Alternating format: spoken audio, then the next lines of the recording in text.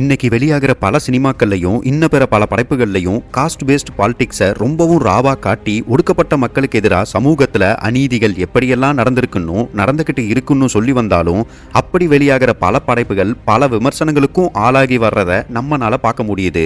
ஆனா somewhere somehow நம்ம வெற்றிமாறன் அவர்களோட படைப்புகள் மட்டும் அப்படிப்பட்ட விமர்சனங்கள்ல இருந்து கொஞ்சம் தள்ளி இருக்கிறதையும் ரொம்பவும் காமன் ஆடியன்ஸஸுமே இவரோட படைப்புகளுக்கு ரொம்பவும் கனெக்ட் ஆகிறதையும் நோட்டீஸ் பண்ணியிருக்கீங்களா?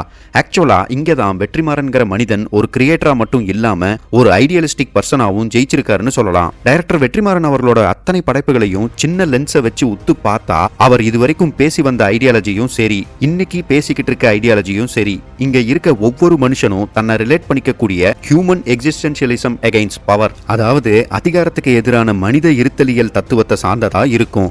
சிம்பிளா எக்ஸிஸ்டென்ஷியலிசம் ஐடியாலஜியை டிஃபைன் பண்ணணும்னா மனுஷங்க ஒரு சொசைட்டி ஆறு சிஸ்டம்ல நிம்மதியா வாழ்றதுக்கே அவங்க எதிர்கொள்ற நெருக்கடிகள், அதிகாரத்தின் விளைவா உருவாகிற அச்சங்கள், ரொம்பவும் காம்ப்ளெக்ஸ் அண்ட் டேஞ்சரஸான சிஸ்டம்ல இருக்க சிக்கல்கள் போன்ற விஷயங்களை பத்தி பேசுறது தான் எக்ஸிஸ்டென்ஷியலிசம் ஐடியாலஜின்னு சொல்லுவாங்க.